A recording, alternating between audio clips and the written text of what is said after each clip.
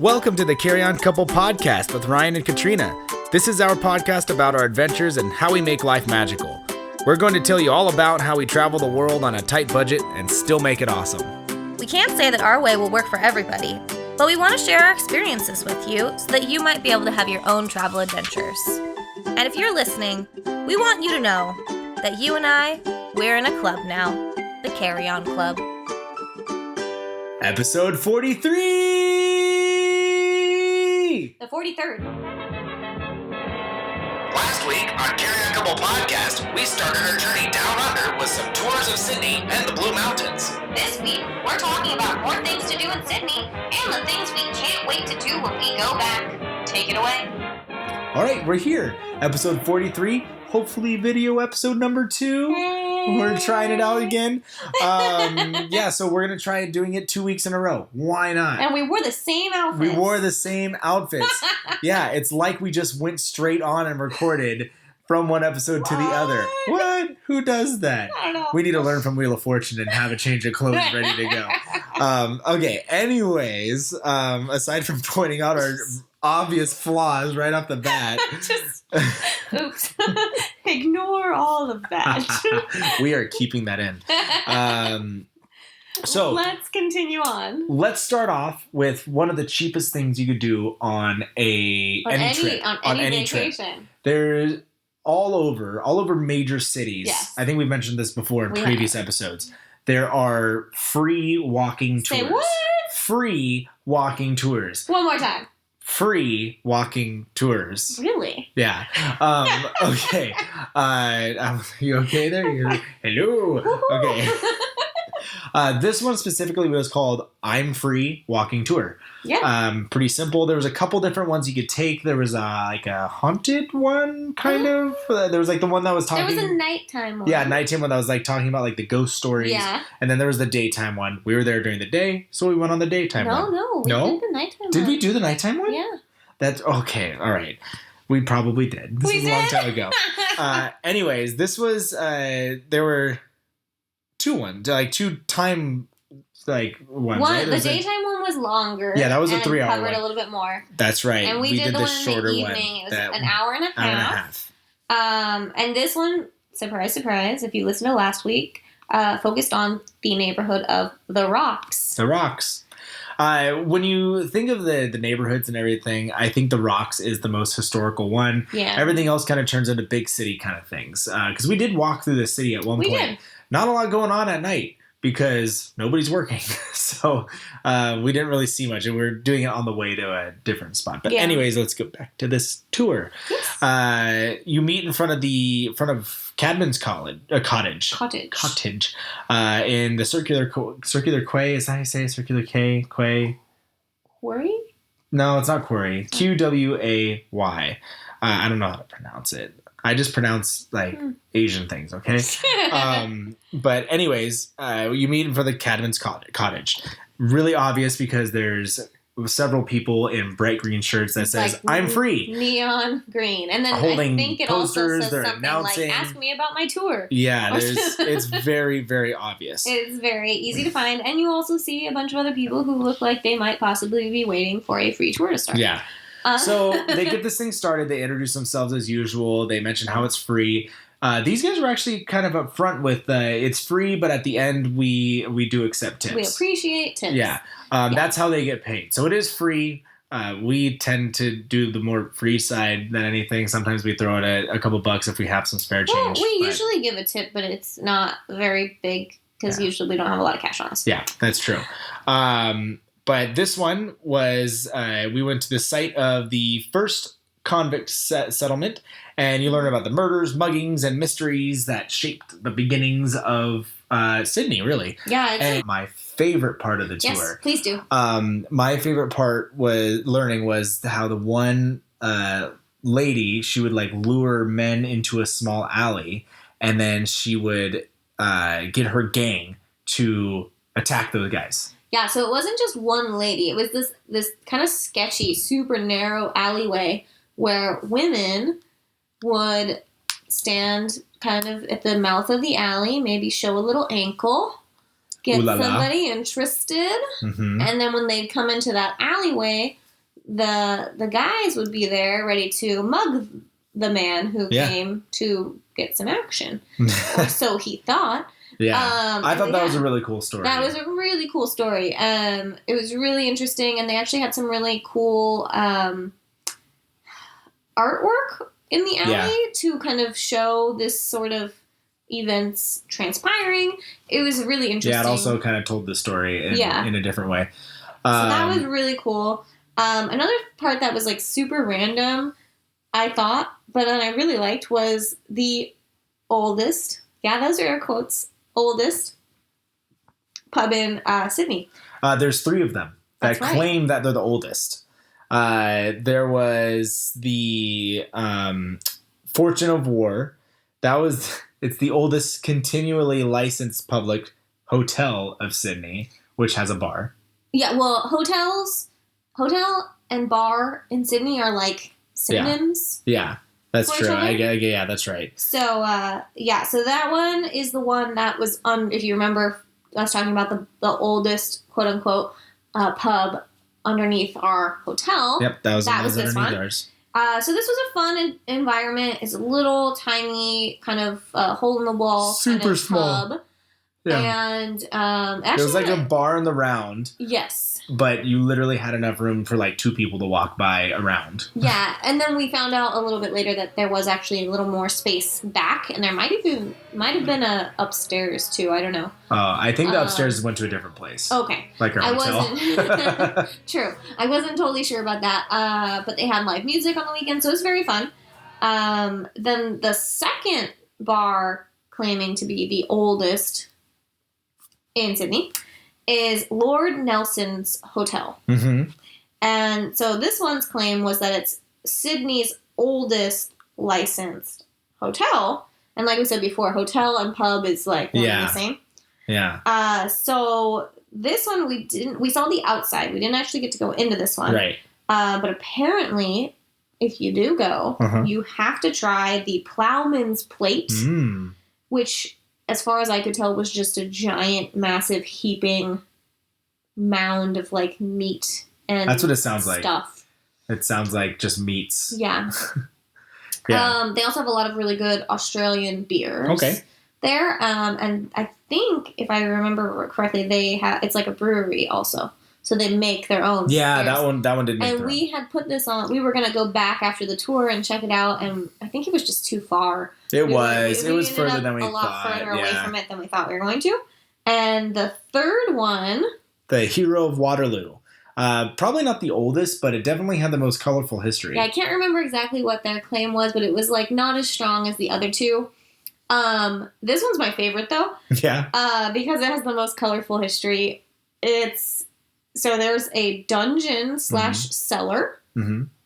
And when people would be drinking, there was actually a trap door where they would get put into that dungeon cellar area. They would get mugged. Obviously. And then they would be sold into service. And Excellent. sent off to the sea. Excellent. I remember hearing that story yeah. now. Yeah, I remember them being sold as a servant. I just thought, like, what? So yeah, they this would was get like, them. They would get them too drunk, and then too when they drunk, wake up after blacking they out, were on a they're boat. on a boat And enslaved, in like indentured servants, basically. Yeah. Fun. Fun. Fun fact. And they also used their tunnels and cellar to do rum running in other parts of their history. This one, I don't know why, just like, that was just like a weird, fun story that really made me think, like, this is a cool joint. Yeah. Not that I want to be in that position, it's just interesting historically. Yeah. They also are supposed to have a great variety of Australian beers and a very fun vibe inside with lots of kind of odd little spots. Yeah. Yeah. So, would you say this one was worth the money it cost? Yeah, it was free. Yeah. Again, though, we usually do tip. I think this one we didn't tip as much because we didn't have that much money, but we have tipped a little more depending on how they did. Honestly, like you can. Yeah, it's encouraged but not required. Yeah. And they won't think of anything if you don't. But if you have it and it's good, like, leave some money. Yeah. It was very informative too. Besides being free, it was informative. It was entertaining. It was really fun. Those kids know what they're talking about. I say kids because it's usually a college age kid. Yeah, I would say doing the it. majority of the time. Yeah. They know at least that part of their history. And typically it's locals, and they've been trained up pretty well. Mm-hmm. Was that the one where we walked up actually like a pretty big hill to get up to like view the city, the observatory, right? Yeah, it was. Yeah. Yeah, that was really cool. We also went to the Royal Botanic Gardens. This was not part of the free tour. This is a new thing. Yeah, new thing. The gardens weren't a new thing. We're on a new subject. No, the gardens have been open since 1816, so not a new thing. So not new. Fairly new though. Yeah, compared to the rest of the world. Recent history. It's 74 acres. That's a lot of acres. It's a lot of acres. Yeah. It's right next to the Sydney Opera House. Mm-hmm. And really just a fun area to walk around, maybe have a picnic, take in all of the kind of native flora and fauna. Oh, this is where we went to that special exhibit, the plants that bite. We had a cute picture of they had a little like floral arrangement that said "bite me." Yeah. And she was biting me while I was making a funny face in front of that thing. It was pretty funny. But anyways, it's kind of goes through like the whole like Venus flytrap history and the evolution, and it talks about a bunch. I didn't even realize, like, I obviously knew about the Venus flytrap, but I didn't realize how many other variations of carnivorous plants there were. Yeah, there's lobster pots, bladders. They have lure, trap, kill, and they lure, trap, kill. And I said trap. They trap them. They trap them and then they kill them, and they get the the proteins. Is that what they're doing? It's not a quick death. It's like they're in like some kind of thing, and they slowly like eat, and then and then they absorb the nutrients or something. It sounds gross. Yeah, there's a lot of really interesting ways they do it, and we always have blast in little things like this. Yeah, it was really fun. There were some cool videos. You get to walk around and see all the things. It was so humid inside, though. Yeah, it was. Well, it was a greenhouse. It was a tropical plant thing. It was gross. I don't remember if you remember seeing this or if you blocked it out. We also did see a very large nasty spider. It was a big one, and it was actually the biggest wild spider I've ever seen. Terrifying, guys. Terrifying. Actually, just that was really the only big spider that we saw. There's always like a bad rap for Australia. The big bugs, the things always trying to kill you. Right. I think we've heard that's actually more Western Australia. Yeah, maybe we were in a more populated city, area. Yeah, so very populated, so you get a little less. But yeah, when I say big spider, I mean with legs, it was probably about this big. It wasn't small. We started. It was on the ground, and I just told Katrina, "There's nothing interesting over there," and turned her around. Yeah, but yeah, we did. People have asked us, "Did you see any weird bugs or anything like that?" We saw the giant spider. So nasty. Yeah. What else did we do there? Okay, so. Oh yeah. Basically, when you come out of the Opera House and if you go towards the Botanic Gardens, you can walk along there. You can keep going around, and you basically get like completely across the bay, I guess. Yeah, you like walk onto a peninsula, basically. That's it. And over there's like this big hill with like, again, a great view of the bridge and the Opera House. I told you hear that a lot. Yeah. So we went over there to watch the sunset and kind of enjoy it, walk around. There was this really cool part where you could sit and just watch like the boats go by and stuff. Mm-hmm. And it was kind of like you're sitting in like the crevice. Oh, that's right. That little rock. cutout. Yeah. And it was naturally made by wind beating against the rocks and wearing them down. And so it looks like you're supposed to sit there and hang out there, but it's just. And a lot of people were sitting and hanging out there. Yeah. So that was really cool. And like I said, we had a really good time just like hanging out there, relaxing. And then also up at the top of the hill, we did like a little photo shoot and watched the sunset, which was super cheesy, but really fun. Oh, yeah. Got to see a giant cruise ship. Very windy. There was a giant cruise ship. Biggest cruise ship I've ever seen. Oh, yeah. I forgot about that. That cruise ship was huge. It was huge. The fact that it was floating was absolutely astonishing to me. I thought it wasn't going to fit under the bridge, and the bridge is huge. But then we went to, is it Bondi Beach? Yes. Bondi Beach. Yeah, I was. It looks like I want to say Bondi Beach. I think it's Bondi. Bondi. I think it's Bondi. Bondi Beach. We walked along the coast. Bondi Beach isn't like, especially if you're from Southern California, it's not like a super long beach. It's not particularly wow inspiring. It's pretty. Yeah. The sand is a different color in Yeah. Australia. Mhm. It's more golden. Mm-hmm. So it's very pretty. And we had the beach almost to ourselves because It was windy. It was so It windy. was so windy. Of our little hi. I'm not sure if you can hear us, but it's a little windy. Just a little. I don't think they can hear you. Huh?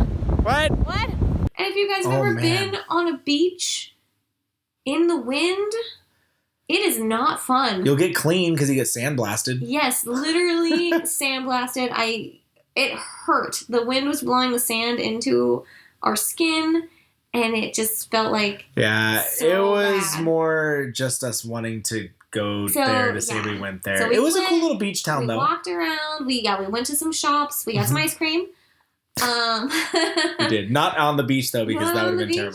terrible. I'm pretty sure I almost got hit by a car because I was too busy looking at my ice cream Yeah. and not looking both ways. Don't do that. I think it was a truck, actually. It was probably a truck. I don't know. The ice cream was really good, obviously. Apparently. And so it was really fun. And we also wanted to see that one. There's like the pools that were Yes. right next to Bondi Beach. We Yes. just wanted to see that. So we looked at that. We didn't go in. And I had the name of that in a little while. And then we did a little bit of a walk. So we were trying Yes. to do one coastal trek that I had read about. And we Yeah. thought from the map, we were like, oh, okay, it starts over on the left. I'm usually pretty good at reading maps. And then we were I forgot it was doing Australia, it. and I did it upside down. Right. And so we went on the wrong coastal trek, but it was still a coastal trek. Coastal trek, and it was Yeah. really pretty. So we ended up doing the one that's Bondi to Coogee. Coogee, Yeah. which is about 6 Ks. We didn't do all 6 Ks. We did part of it, not a very long Which part. is just over 3 miles. for Yeah. So everybody I else. don't know. Maybe we did like a mile or something, but we just kind of wanted to take Yeah. a stroll. But and it was so windy that we didn't really last the whole time. But it was gorgeous, beautiful views. It's very relaxing. Mhm. So that was super awesome. Yeah. And then we also spent a lot of time kind of looking around in the harbor, and the marina kind of area. There were lots of really nice shops and restaurants. So that was really fun. And we kind of spent one of our nights, we just kind of wandered around that area, went into whatever looked interesting, Hmm. had some good food, had some drinks. Yeah, we almost just made very it kind of like a relaxing. free day. Yeah, there's Yeah. nothing planned or anything. It was nice. So liked I that one. think that kind of covers the majority of what we did. Yeah. I don't know if we said this before, but we were only in Cindy for 3 days. Yeah, So with that said, I think we did a lot. yeah, that's not a lot Um, for us. Not a lot for us at all. No, I feel like we still did a lot. No, I mean like a lot of days. Oh, okay. Not a lot I of was days like, for we us. did a lot of stuff. Yeah, no, we definitely did a lot. But obviously, we still have other things that we would like to do. So Yeah, we want to talk to you about some things that we're saving for next time. yeah. So we have the bridge climb. Yes, The bridge climb. We want to actually shout out to Mark and Annie. that's right. Thanks, Mark and Annie, for recommending that to Recommending us. it. Really, the thing that kept us from doing that was the winds. It was so windy that it was. People still did it. They didn't like cancel it, but we're like, if We it's just felt a little nervous, and we felt okay. So it was partially the wind. We knew going in that it was expensive, but like I said, Mark and Annie had told us like it's a lot of money, but it's worth it. Like Yeah. definitely do it. And we had originally planned, and then like I said, we had all those tours, and we kind of felt like, ugh, we don't have the time to like give it its just dues. And then when the winds were there, we were like, next time we're gonna Right. 100% we're doing this next time. It's just not meant to be this time. Yeah. So I would say this pro tip: if you do want to do it, book it in advance yes, and try to book your climb at dawn, dusk, or at night. Yeah. Because apparently that gives you an even more incredible experience. Like, anytime you go, it's going to be amazing. Yeah. But those are supposed to be even more spectacular. There's a couple different types of climbs too. Yeah, there's the one that goes all the way to the top. There's the one that goes like partially to the top, and then I think it's like there's like a second like level all too. the way to. Okay, so the way that it works is the bridge has an outer arch and an inner arch, Mm-hmm. and so there's the summit climb, which you climb all the way to the top of the bridge on the outer arch. You get 360-degree views. It takes 3.5 hours and 1,332 steps. Apparently they counted. Then if you want to do the Summit Express climb, that one takes you a little bit shortened. So it takes you up the inside arc. Takes you upside down. No, don't go upside down. Up the inside arc of the bridge.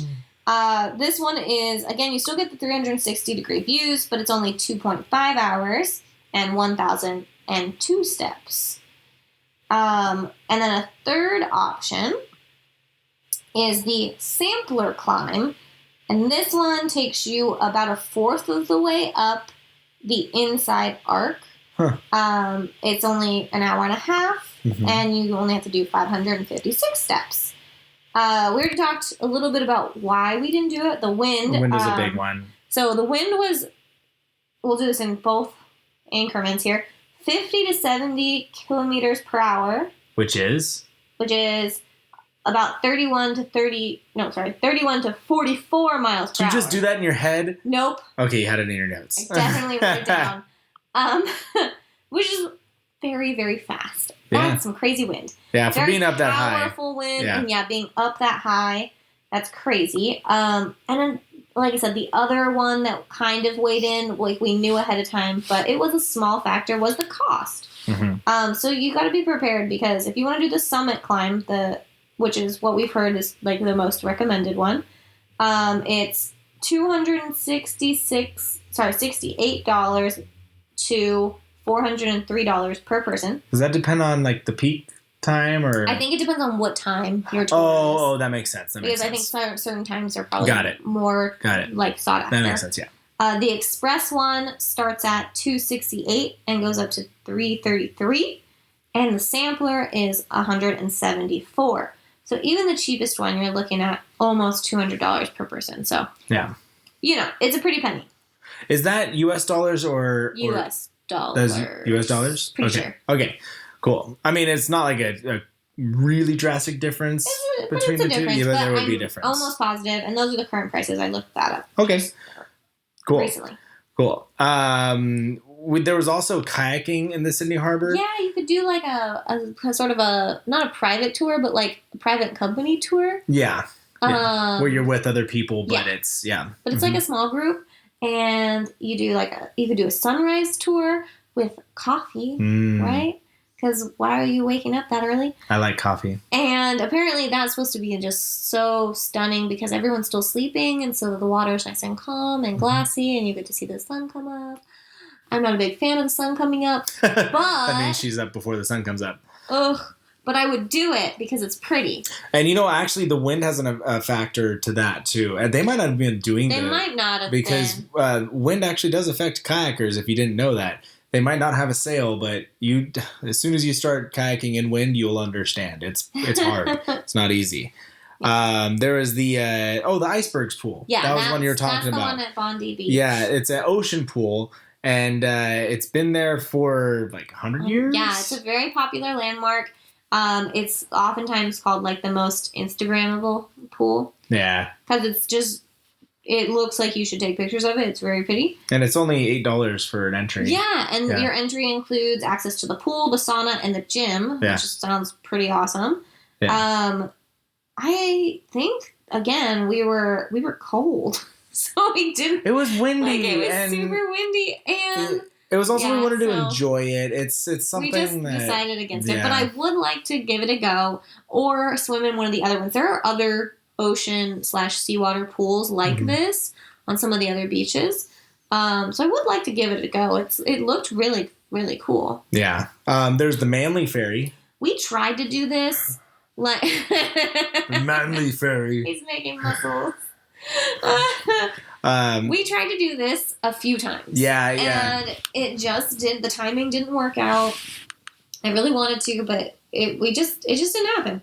We did a bunch of other really great stuff. This did not make it. Yeah. But it's a ferry that takes you takes you to Manly Beach, right? Yeah, it takes you to Manly Beach. Yeah. I knew you were going to do that. And you get to go by the bridge, the opera house, the zoo, a bunch of beaches. So you get to see a lot of really great stuff on this ferry, and it's super cheap. I don't remember how much money it is, but it's really cheap because it's public transportation. Yeah. And it's supposed to be really a fun area to hang out and check out once you get there. You can also hop off and do the coastal trek from Manly to Spit, which is, so if you're going one way, it's 9 kilometers. If you're doing a return trip, it's 18K. It's supposed to have some of the most spectacular views, and you get to go past all of these little sandy coves, and you get to see Sydney Harbor. And if you go up and down some rocky staircases, you get to see at least 4 different secret beaches. And these are beaches that you can only get to by boat or by walking. So they're not very heavily trafficked, especially not, they're kind of a little off the beaten path. So I was like really down to do this coastal trek because that sounded like something that we would love. Yeah. We live next to a really nice coastal walk that I absolutely love doing. And so this was like, again, another reason why it just felt so, I don't know, so similar to home with these sort of options and activities that we had going on. Another thing, at the Pinnacle, you can look out for Grotto Point, which has Aboriginal engravings. You can see the outline of a giant kangaroo, boomerangs, whale, small fish, all carved into this sandstone. So I would highly, highly recommend, if you get a chance and you're in Sydney, to try and do this walk, because it just sounds like you get to see so much. It sounds really awesome. Yeah, that does sound really cool. It sounds like something that we should have done. True. And it probably would have been something we would have done instead of one of the tours. That's what I mean. I really think we were excited to be using a tour guide and not having to like deal with planning things. Mm-hmm. Like just sit back and have somebody take us places. But I think we were excited about that before we left. And I feel like when we were there, I was like, oh, I wish we could just like run away and do whatever we want. Yeah. On some days. It was really nice a lot of the time, but some of the times I was like, we could have done without that. Yeah. There was one more walking tour, right? Yes. The Indigenous walking tour. That was one of was it Darwall National Park? Yeah. That one. So yeah, that one's an hour out of Sydney, but until recently, access from the bush was restricted. Because why was that? It's Aboriginal or Indigenous land. So yeah, it was restricted to tourists, but now they started opening up tours the second Saturday every month. You can book that. Wow, so that one's hard to get to. Yeah, so it's not something like that. You kind of have to be there on the right day and probably book it ahead of time, but you get to see some really cool stuff. You have a local guide who can tell you all about the plants and animals and tell you some really cool stories. Mm-hmm. You also have the opportunity to kind of like take a break and picnic at Minerva Pool, which apparently is like a sacred women's pool that really only cool. women and children are allowed to go into. That's really cool. Yeah. There's the Carriage Works Farmers Market. That's right. Naturally, you put a farmers market down. Of course I did. We did a farmers market down there, didn't we? We did. We only caught the tail end of it. Yeah, and we actually got a couple things from it. Yes. That's right. I got sunglasses, and you got a towel. A towel and sunglasses. And sunglasses, yeah. Yeah, I actually still have those sunglasses. I love those sunglasses. Oh no, yours didn't come from that. Mine came from there. Yours came from somewhere else. Oh, mine came from another one. Yeah, because I was jealous of your sunglasses. Yeah, That's 'cause right. mine were That's super right. awesome. That's I right. wear them all the time. They've got bamboo on the sides. They're super awesome. Yeah, but the Carriage Works Farmers Market, that one's busiest, the busiest Saturday market in the city. That one has like seasonal. It's like like usual farmers market just stuff. very very big, very busy. Apparently, there's a superstar seafood chef called Josh Nyland. Yes, Okay. who's there every week at St. Peter's stand, and they do like kind of like intricate, odd little seafood dishes that you can buy there. But I mean, so if you're a foodie and you're interested in that, that's a really rare opportunity to have at a farmer's market. As next thing, I know our nephew would love to do this. Oh my gosh. Swim with the sharks at the Sea Life Sydney Aquarium. Only like cageless shark diving, so obviously we're not like swimming with great whites or anything dangerous. A colony of gray nurse sharks. Mm-hmm. And you go for 30 minutes. Yeah. That's pretty cool. I know, it's a pretty decent little experience. And the aquarium also has a colony of king and gentoo penguins, which is pretty cool, if you want to check that. That's really cool. Actually swimming or surfing at Bondi Beach would have been nice. Yeah. But, you know, I feel like you definitely would have wanted to try surfing. Yeah, absolutely. I mean, I've surfed before, so it's but surfing there. Surfing there, yeah. It's like on one of the beaches in Australia. That's pretty cool. That would be really cool. Yeah. There's the Unicorn Hotel. That just sounds like somewhere you have to go. Right. And that's a hotel as like a pub, right? Yeah, it's like a very, very traditional kind of Aussie pub. Okay. There's darts, there's pool, there's a piano man with a Friday night sing-along. So it's supposed to be really, really fun. And apparently they've got bomb schnitzel. I'm going to have to take people's word for it, and we're going to have to try it, is what's going to happen. I want schnitzel. I'll try some schnitzel. Yeah. Yeah. While we're on that topic, why don't we talk about the food that we missed? Why don't we? Yeah, so there's Old Mate's Place where you can grab a drink at a rooftop bar. We tried to go to a rooftop bar so many times. And it just didn't happen. But this place specifically, Old Mate's Place, you're supposed to try the Philly steak. It's the booze sopping Philly cheesesteak. That description alone makes me want to go there.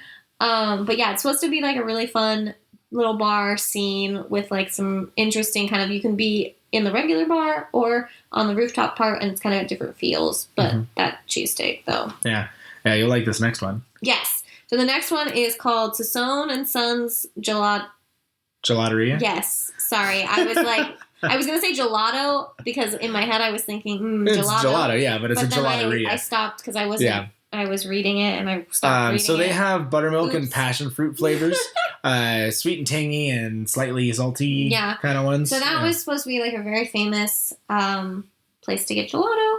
So, you know, I'm always down to try those. Guess what's next on the list? What? Cow and Moon Gelato. I know. That one's award-winning, but it's also affordable. Yeah. They have flavors like the Mandorla Afagdo, which is voted best in the world. Apparently. I don't know who voted for it, but that's what it said. Yeah. I don't even know what that's supposed to taste like. Did you cast your vote? Nope. You need to find out what this community is of voting. Of voters. And how do I get samples? Exactly.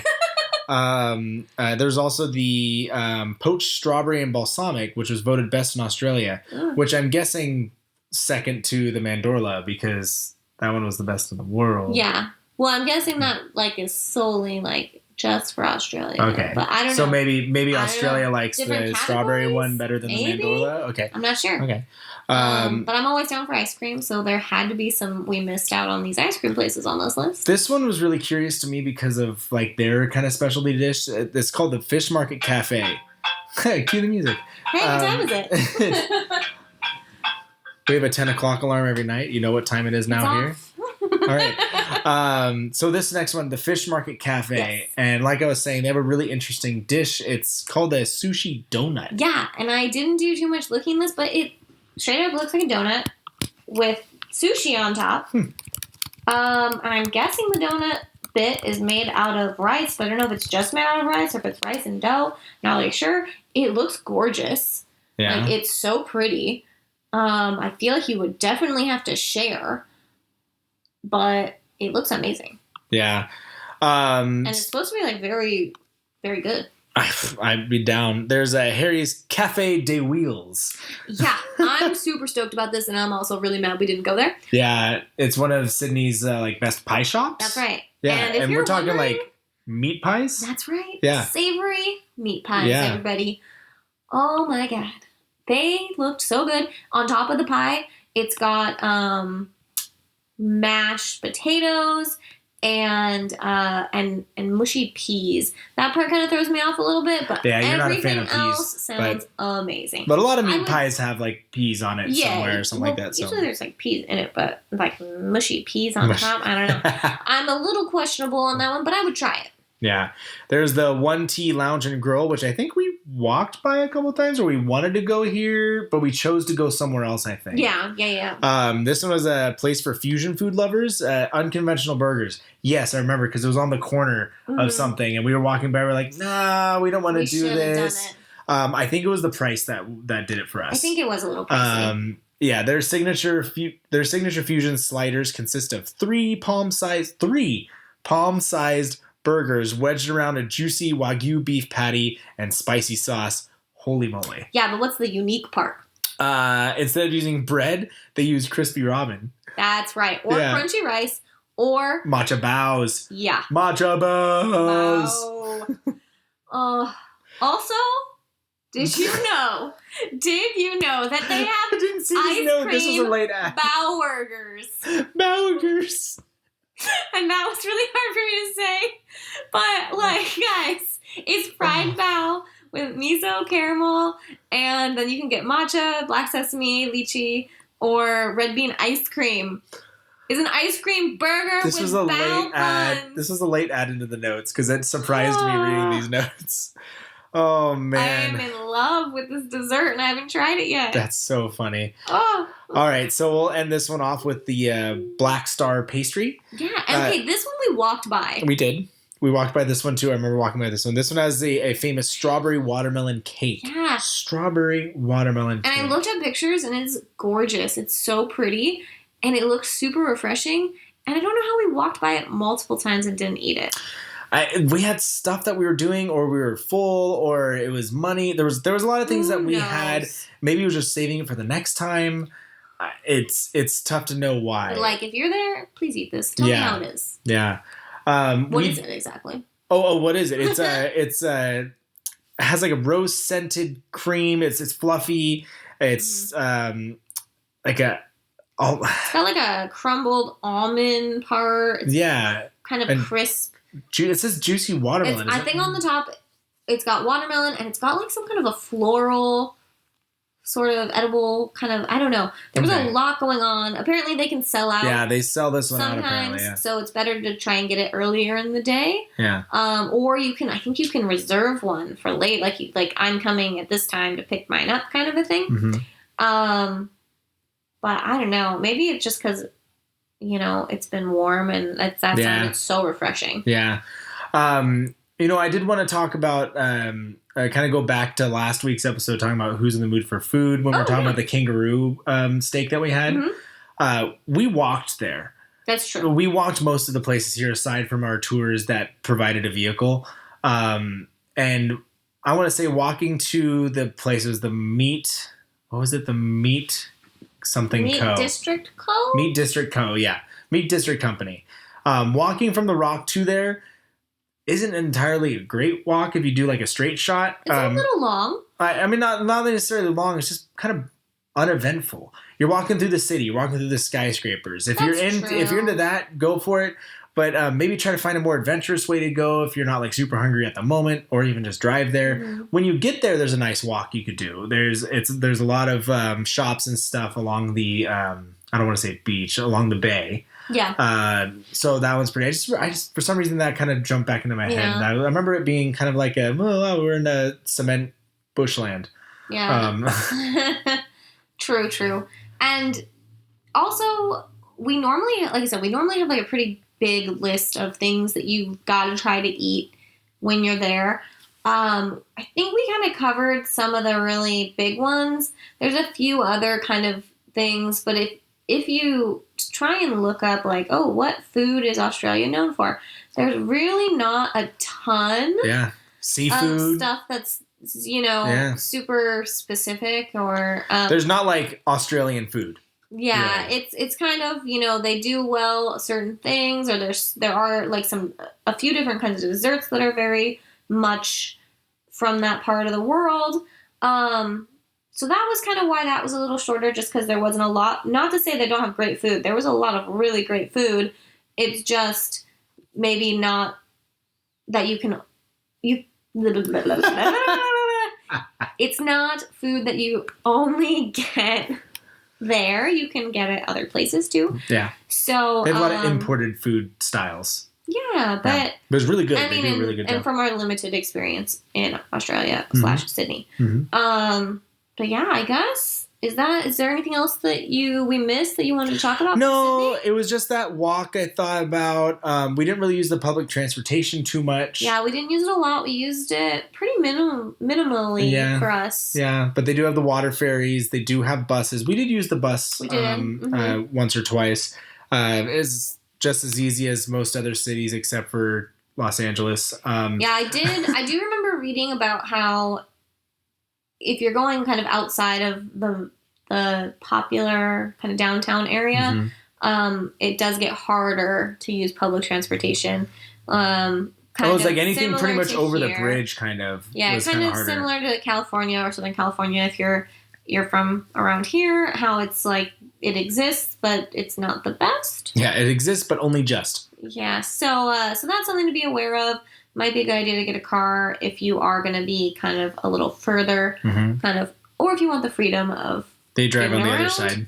They do drive on the other side, and since we didn't really have to deal with it, I do think parking is a bit of an issue in the cities, at least. Probably is. I didn't notice that at all. But we weren't paying attention to that. Yeah.